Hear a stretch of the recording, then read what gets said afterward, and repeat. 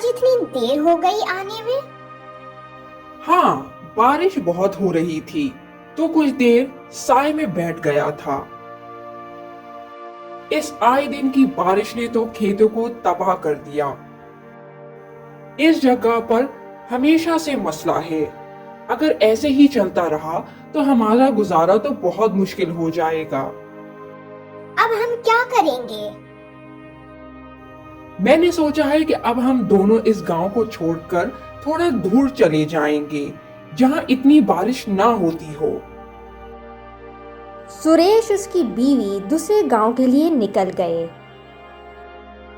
दूसरे गांव आकर सुरेश के पास इतने पैसे नहीं थे कि वो अपनी छोटी सी भी जमीन ले पाता, तो उसने पहले कुछ महीने सब्जियां बेचकर घर का खर्च चलाया। कुछ वक्त गुजरने के बाद सुरेश ने अपनी छोटी सी जमीन ले ली। अब सुरेश दिन रात मेहनत कर रहा था। सुरेश, इस शहर में आने का आपका फैसला बहुत अच्छा था। हम जब से इस शहर में आए हैं, हमारे हालात ही बदल गए हैं। सही कह रही हो तुम। कहाँ उस गांव में हमारा 2 वक्त का खाना मुश्किल था और यहाँ इतनी अच्छी फसलों की वजह से सब कुछ बहुत अच्छा हो गया। एक दिन सुरेश अपने काम से घर वापस जा रहा था तो उसने किसी की रोने की आवाज सुनी। अरे, ये आवाज कहाँ से आ रही है? कहीं किसी को मेरी मदद की जरूरत तो नहीं?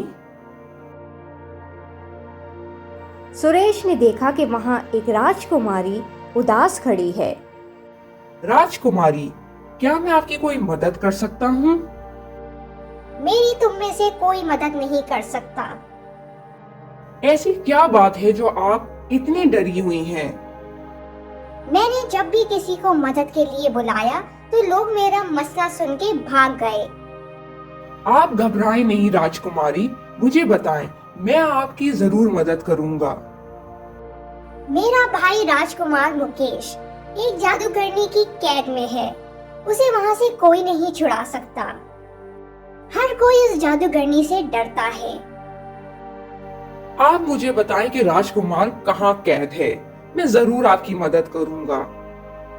राजकुमारी ने सुरेश को सब बताया कि उसे राजकुमार कहाँ मिलेगा। सुरेश उस जादूगरनी की गुफा ढूंढ रहा था। मैं इस जंगल में आ तो गया हूँ, लेकिन कहीं किसी और मुसीबत में ही ना फंस जाऊं। आखिरकार सुरेश को वो गुफा मिल ही गई। चलो अब मैं जल्दी से राजकुमार को बचा लेता हूँ। राजकुमारी ने कहा था कि शाम को वो जादूगरनी वापस गुफा में आ जाती है। इससे पहले जादूगरनी गुफा में आए, मुझे जल्दी करना चाहिए। जब सुरेश गुफा के अंदर आया तो वहां कोई राजकुमार नहीं था। यहाँ तो कहीं राजकुमार नहीं है।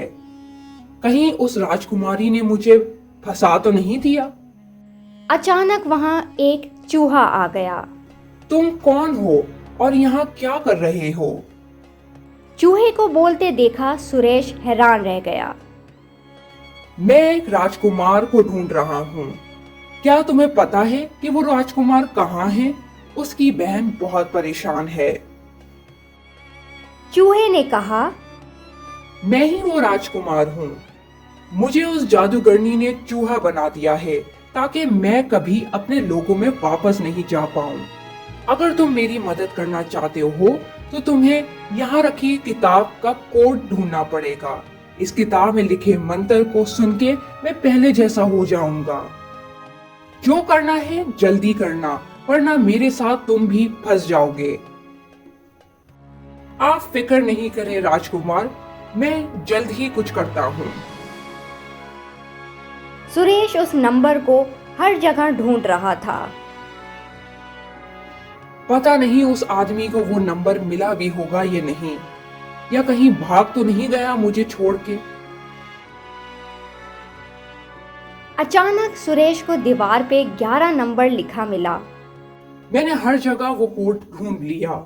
क्या यही तो वो कोड नहीं जिसकी बात राजकुमार कर रहा था? मुझे जल्दी जाकर वो किताब खोलनी चाहिए। राजकुमार, मुझे वो नंबर मिल गया। क्या कहा? सच में तुम्हें वो नंबर मिल गया? अब जल्दी से इस किताब के वही मंत्र पढ़ो जो वो नंबर है। सुरेश किताब खोलने ही लगा था कि उसे कुछ आवाज आई। वो जादूगरनी गुफा के अंदर पहुंच गई थी। सुरेश मंत्र ढूंढ रहा था कि वहां जादूगरनी आ गई। कौन हो तुम और यहाँ क्या कर रहे हो? तुम्हारी इतनी हिम्मत कि मेरी जगह पर पहुंच जाओ? जादूगरनी, अब तुम्हारा वक्त खत्म। तुमने बहुत लोगों पर जुल्म कर लिया है। मेरा तुम कुछ नहीं बिगाड़ सकती। इस राजकुमार ने भी मुझे इसी बहादुरी से ललकारा था, लेकिन इसकी यही बहादुरी कुछ काम ना आई। तुम्हें भी इसी की तरह चूहा बना दूंगी। इससे पहले जादूगरनी अपना जादू करती, सुरेश ने वो 11 नंबर का मंत्र पढ़ दिया। मंत्र पढ़ते ही चूहा राजकुमार बन गया और वो जादूगरनी एक चूहा बन गई।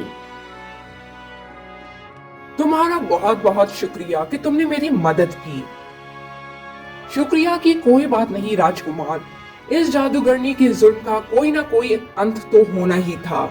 आखिर जुल्म ज्यादा दिन चल नहीं सकता। अब ये जादूगरनी पूरी उम्र चूहा बनकर रहेगी। फिर इसे पता लगेगा कि किसी पर जुल्म करना कितना महंगा पड़ सकता है।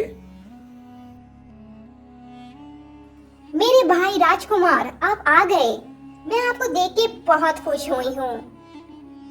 तुम्हारा भी बहुत शुक्रिया सुरेश। तुम ना होते तो मुझे मेरा भाई नहीं मिल पाता। सुरेश, वाकई तुमने अपनों से ज्यादा हमारी मदद की। जिंदगी में कभी भी तुम्हें मेरी मदद की जरूरत हो, जरूर याद करना। तुम्हारे जैसे बहादुर लोग ही जुल्म को हमेशा के लिए मिटा सकते हैं।